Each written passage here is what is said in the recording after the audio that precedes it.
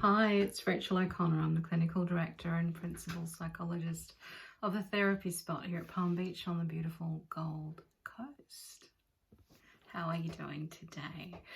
I've been challenged to look at the middle of the screen because last week I was leaning. So this week I'm going to try and stay in the middle. So you please know that I'm actually talking to you and you are my focus. There's no one else in the room that I'm talking to. It's just you guys. Today I want to talk about care. So the second pillar of what I believe will to help you develop resilience to make it through COVID-19 and all the other interesting things that are about and happening in our world at the moment. I think that might be all I want to say around the events that are happening in our world at the moment.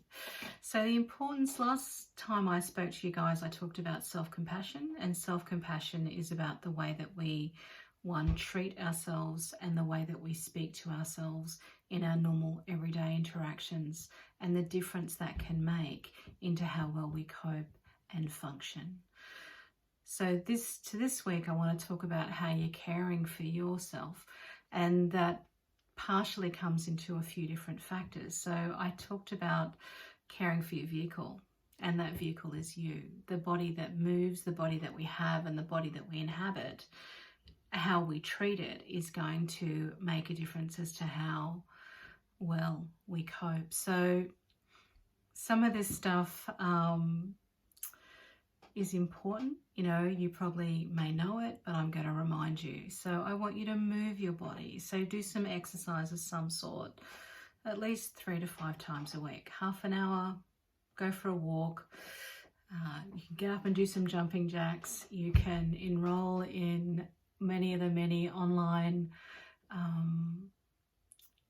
what are they? Fitness programs. You know, I keep telling my clients that Thor has an online program that you can follow along with, or you can go for some of the other different ones. Chris Hemsworth, I think it says 6 weeks. You can have 6 weeks for free. The other thing that you need to do for your body is rest your body. Give yourself permission to turn off from social media and put it down. The other thing I think right at the moment that's important is that we turn off from the news,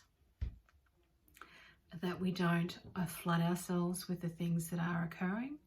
You pay attention, you make a set time where you'll pay attention, like you might read the news for 15 minutes in the morning and then you don't look at it for the rest of the day. If anything happens, if there's a world war, you'll certainly hear about it, but you don't need to read and process and spend all your time doing that sort of stuff, because it will traumatize you, particularly if you're anxious. It'll make you worry. You don't need to keep exposing yourself. You can put it down. So sleep is the other thing I want you to kind of start thinking about. How much sleep am I allowing myself to have? Switching off at the end of the day, turning your computers off, spending some time unwinding, and then going to bed at a reasonable time. Actually allowing yourself to go to bed. Don't go to bed at midnight. I think I was talking to one of my clients today, and she'd been going to bed at 3 o'clock because she didn't have a plan. She didn't have anything she was too worried about. So she'd go to bed at 3 and she'd wake up at 11 during isolation. And she's struggling now to get back into routine. The problem is when you stay up till those times, like when you're in the house by yourself and everyone else is in bed, like your kids might be in bed or your partner, you don't use that time productively. You kind of walk around feeling a bit guilty.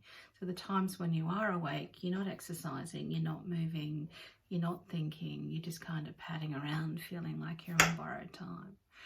So try and sleep within normal routines and normal hours, and allow yourself 8 hours where that's your time where you rest.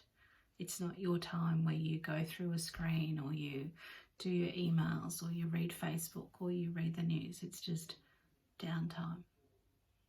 You could read a book. You could look at the stars. Do things to give your mind a break.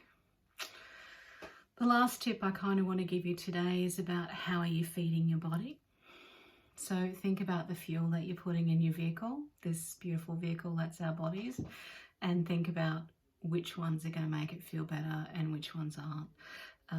I think as the new month has started, I've kind of stopped and gone, all right, it's time for me to start treating my body better and to give it better fuel. So we're making soups and eating more nutritious foods rather than, you know, cooking cakes, which we could do when we were home during isolation.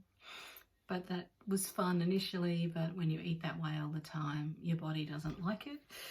The other thing I want you to do is start paying attention to what your body's telling you.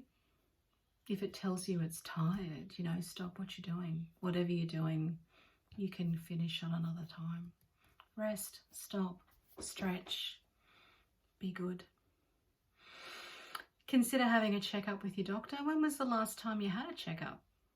Have you had a blood test in the last 12 months? Women in particular are often low in iron, and you don't find that out if you don't go and have a check with your doctor. If you're low in iron, your fatigue levels are higher, everything's harder. It's certainly something that's worth checking and being aware of. It's just good health. So that's where I kind of want to check in on you guys today. Let's think about how we're treating the vehicle, how we're treating the body that we're walking around in. The better we treat it, the better we're going to come through, and the more likely we are to develop resilience. So care for yourself and care for those sorts of things. I will check in and give you a little bit more around this next time. Have a good rest of your night. Bye-bye.